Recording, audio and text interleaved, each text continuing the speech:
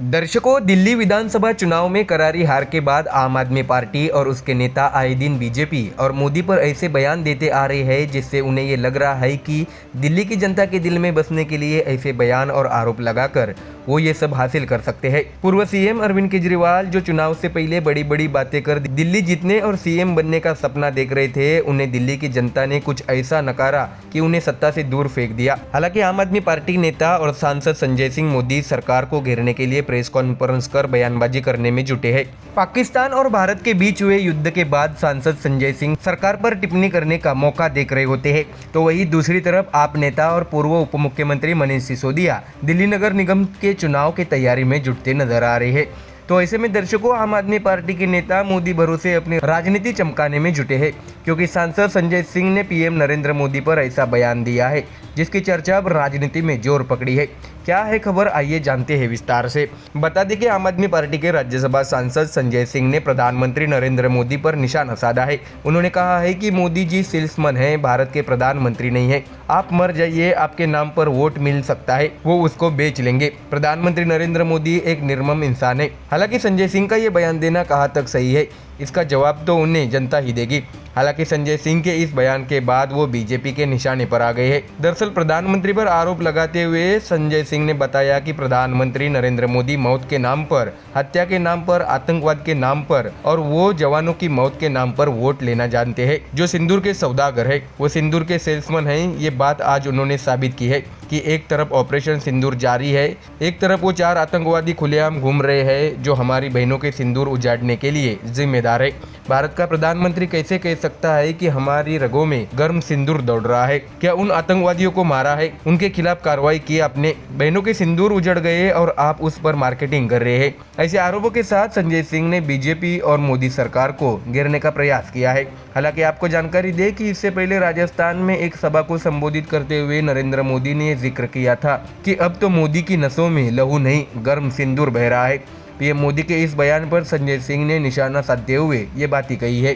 तो वही अपने वोट बैंक को खुश करने के लिए संजय सिंह ने वक्फ बोर्ड पर सरकार की आलोचना की और इस कानून को गैर संवैधानिक बताया। उन्होंने अपने बयानों में कहा कि प्रधानमंत्री और उनकी पार्टी का काम देश में नफरत फैलाना है, जमीनों पर कब्जा करके अपने दोस्तों को देना तो मोदी जी का यही काम है। मैं वक्फ बिल की जेपीसी में था, ये गैर संवैधानिक है। संजय सिंह ने आगे बताया कि ये कानून गैर संवैधानिक क्यों है, क्योंकि बाबा साहेब ने भारत का जो संविधान लिखा उसमें आर्टिकल 25, 26 से लेकर 29 तक ये अधिकार दिया है कि सभी धर्म के लोगों के लिए उनकी धार्मिक मान्यताओं के हिसाब से पूजा अर्चना, उपासना और इबादत करने की आजादी होगी। संजय सिंह ने आगे कहा है कि अपनी धार्मिक संपत्तियों का मैनेजमेंट खुद उस धर्म के लोग करेंगे। तो आप कौन होते हैं उसमें घुसने वाले? आप कौन होते हैं उसको लेकर गैर संवैधानिक कानून बनाने वाले? इसलिए हम इस वक्फ बिल का विरोध कर रहे हैं। मुझे उम्मीद है कि सर्वोच्च न्यायालय से भी अच्छा फैसला आएगा। तो देखा दर्शकों, अपनी राजनीति चमकाने के लिए माहिर आप नेता संजय सिंह के इस बयानों पर अब देश में जमकर बातें शुरू हुई है। सरकार पर, सेना पर सवाल करना विपक्ष का हथकंडा बना हुआ है। इसलिए राहुल गांधी से लेकर सारे विपक्षी नेता पीएम मोदी का विरोध करने के लिए जमकर मीडिया के सामने बयानबाजी करते हैं। ऐसे में देश की जनता आने वाले चुनावों में इसका जवाब जरूर देगी। Bureau report, MDR news. देश का विपक्ष जो हमेशा ये सोचता आ रहा है कि मुस्लिम वोट उनका आधिकारिक वोट है, इसलिए अपने वोट बैंक को खुश करने के लिए कांग्रेस हो या कोई विपक्षी दल हमेशा जमकर मोदी सरकार के खिलाफ राजनीति करने में मैदान उतर जाते हैं। दर्शकों, हमने देखा है कि संसद की दोनों सदनों में बहुमत से पास हुए वक्फ बिल संशोधन कानून पर पूरा विपक्ष जमकर सरकार पर निशाना साधते हुए सड़क पर उतरा। ऐसे में आने वाले दिनों में जो चुनाव होंगे उसमें यह स्पष्ट तौर पर मुद्दा गरमाने वाला है। कांग्रेस हो या आम आदमी पार्टी अपना मुस्लिम प्रेम दिखाने का एक भी मौका हाथ से जाने नहीं देते। बता दें कि कांग्रेस पार्टी की पूरी राजनीति ही बांटो और वोट हासिल करो की रही है। ऐसे में कांग्रेस पार्टी का वोट बैंक काटने के लिए आम आदमी पार्टी जमकर अपना मुस्लिम के प्रति प्रेम दिखा रही है। एक बार फिर आम आदमी पार्टी नेता और सांसद संजय सिंह ने ऐसा बयान दिया है जिससे वो बीजेपी और हिंदू संगठनों के निशाने पर आ सकते हैं। क्या है पूरी खबर, आइए जानते हैं विस्तार से। आप सांसद संजय सिंह ने हाल ही में एक जनसभा में भारतीय मुसलमानों को लेकर एक भावुक बयान दिया जिसकी चर्चा अब राजनीतिक रंग पकड़ गई है। सांसद संजय सिंह ने कहा है कि मुझे बहुत दुख होता है जब कोई मुस्लिम ये कहता है कि 1947 में हमने यहाँ रहने का निर्णय लिया। हालांकि दर्शकों, आप नेता का इतना मुस्लिम प्रेम क्यों और इसका उन्हें क्या फ़ायदा होगा, ये तो देश की जनता जानती ही है। संजय सिंह ने अपने बयान में कहा है कि भारत देश सभी भारतीयों का है और इसमें किसी को यह कहने की ज़रूरत नहीं है कि उसने यहाँ रहने का निर्णय लिया था। ये उनका मुल्क था और रहेगा। हालांकि दर्शकों, समझने वाली बात यह है कि भारत देश का बंटवारा हुआ था तो वह धर्म के आधार पर हुआ था, जिसमें मुस्लिम के लिए पाकिस्तान और हिंदुओं के लिए भारत। हालांकि देश की राजनीति करवट लेती गई और संविधान के आधार पर यह देश चलने लगा, परंतु मुस्लिमों के प्रति एक तरफा प्यार दिखाना ये विपक्ष की राजनीतिक चाल बन गई है। ऐसे में आप नेता संजय सिंह कहते हैं कि कई बार हमारे साथी जब इस बात को कहते हैं कि 1947 में उन्होंने यहाँ रुकने का फैसला लिया, वो सुनकर मुझे बहुत दुख होता है। ये आपका मुल्क था और रहेगा, इसमें यह बात करने की कोई ज़रूरत नहीं है, क्योंकि जब ये बात मैं सुनता हूँ मुझे बहुत दुख होता है। मैंने अपने कई मुस्लिम साथियों से कहा है कि क्यों कहते हो कि हमने निर्णय लिया, सोचा और समझा, ये आपका मुल्क है, आपके बाप दादा पूर्वज यही रहे हैं, यही पैदा हुए हैं, तो ये कहने की जरूरत नहीं है। हालांकि दर्शकों, आम आदमी पार्टी सांसद और नेता संजय सिंह कभी हिंदुओं पर इस तरह का बयान देते नजर नहीं आते। उन्हें पाकिस्तान और बांग्लादेश में हो रहे हिंदुओं पर जुल्म दिखाई नहीं देते, उस पर वे चुप्पी साध लेते हैं, क्योंकि भारत में उनका वोट बैंक नाराज हो जाएगा। दर्शकों, आपको बता दें कि संजय सिंह का यह बयान तब सामने आया जब उन्होंने वक्फ संपत्तियों की सुरक्षा को लेकर आयोजित एक सार्वजनिक बैठक में हिस्सा लिया। इस मौके पर संजय सिंह ने वक्फ बोर्ड और उससे जुड़ी जमीनों की सुरक्षा के मुद्दे पर अपनी बात रखी। संजय सिंह ने प्रधानमंत्री नरेंद्र मोदी पर आरोप लगाते हुए ये भी कहा है कि वक्फ कानून के जरिए मुस्लिम जमीनों को कॉरपोरेट साथियों को सौंपने की कोशिश की जा रही है। उन्होंने बताया कि आम आदमी पार्टी ने इस कानून का जमकर विरोध संसद में किया, संयुक्त संसदीय समिति यानी जेपीसी में और सड़कों पर भी किया है। हमने विरोध किया है और आगे भी विरोध करते रहेंगे और ये लड़ाई जारी रखेंगे। इस पूरे बयान के जरिए संजय सिंह ने एक और जहां मुस्लिम समुदाय के आत्मसम्मान की बात की, तो वहीं दूसरी ओर वक्फ संपत्तियों को बचाने की अपनी प्रतिबद्धता भी जताई। तो देखा दर्शकों, कैसे आप नेता संजय सिंह का मुस्लिम प्रेम झलक उठा है, क्योंकि सवाल वोट बैंक को खुश रखने का है। हालांकि दर्शकों, हम सब जानते हैं कि इस देश में रहने वाला हर इंसान भारत का हकदार है, चाहे वह हिंदू हो या मुस्लिम हो, सिख हो या ईसाई हो। परंतु संजय सिंह ने मुस्लिम के प्रति ये बयान देकर राजनीतिक चर्चाओं का बाजार गर्म किया है। ऐसे में देखना होगा कि पलटवार में बीजेपी इस पर क्या कहती है। Bureau report, MDR news. दर्शकों, प्रधानमंत्री नरेंद्र मोदी को हराने के लिए कांग्रेस पार्टी अपने साथी विपक्षी दलों को इकट्ठा कर नए नए राजनीतिक उपक्रम अभी तक करती आई है, लेकिन प्रधानमंत्री को शिकस्त देना कांग्रेस और विपक्षी दलों को संभव होता नजर नहीं आ रहा। इसलिए जनता के दिल पर राज करने वाले नरेंद्र मोदी पर आरोप प्रत्यारोप करने में विरोधी दल पीछे हटते हुए नजर नहीं आ रहे हैं। हाल ही में हुए पहलगाम में आतंकी हमले के बाद से देश में नया माहौल तैयार होता नजर आया। भारत पाकिस्तान के बीच हुए युद्ध पर नए बयान और कयास लगाने शुरू हुए।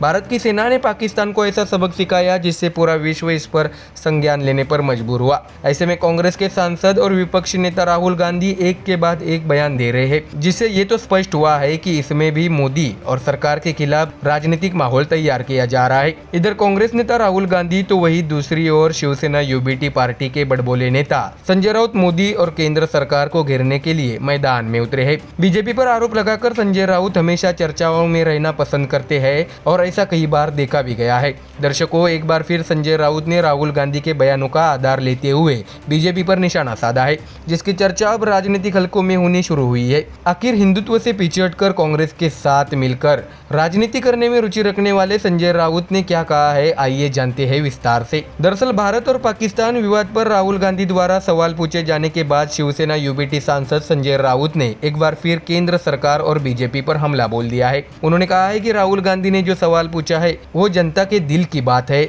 उन्होंने कहा है कि बीजेपी वालों को उनकी बातें समझ नहीं आती है क्या। संजय राउत के इस बयान के बाद बीजेपी भी आक्रामक हो गई है। दरअसल राहुल गांधी द्वारा पूछे सवालों पर राउत का समर्थन वाला बयान देना अब उन्हें मुश्किल में डाल सकता है। दर्शकों, आपको बता दें कि ऑपरेशन सिंदूर पर बयान देते हुए शिवसेना यूबीटी सांसद संजय राउत ने कहा है कि भारतीय सेना का ऑपरेशन तो आतंकवाद के खिलाफ था, इजराइल की तरह जमीन हड़पने का तो ऑपरेशन नहीं था। फिर ट्रंप कैसे युद्ध रुकवा सकते हैं, जबकि हमारा काम भी पूरा नहीं हुआ था।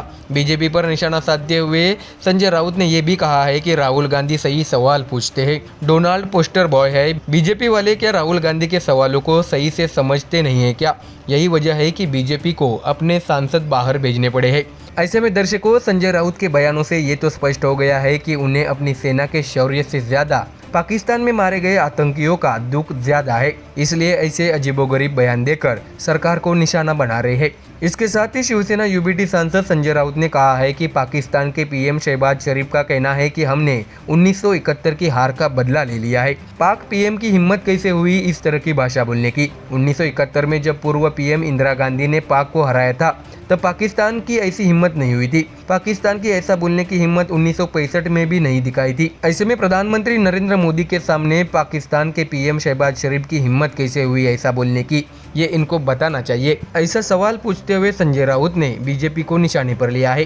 राउत द्वारा दिए गए बयानों में उन्होंने अमित शाह का भी जिक्र करते हुए आगे कहा है कि ईडी बीजेपी का हथियार है, जब तक ईडी है तब तक ही बीजेपी है। इसका तो मैं खुद विक्टिम रहा हूँ। शिवसेना उद्धव ठाकरे गुट के नेता संजय राउत ने केंद्र सरकार पर तंज कसते हुए कहा है कि सांसदों को बाहर भेजा जा रहा है, लेकिन असली सवाल है कि वो 6 आतंकी कहाँ है। अगर गृह मंत्री अमित शाह इस पर जानकारी दे तो हम आभारी होंगे। दर्शकों, पूरा मामला यह है कि इससे पहले कांग्रेस नेता राहुल गांधी ने गुरुवार को एक्स पर केंद्र सरकार से पूछा है कि पीएम मोदी आप खोखले भाषण देना बंद कर दीजिए, सिर्फ इतना बताइए कि आतंकवाद पर आपने पाकिस्तान की बात पर भरोसा क्यों किया।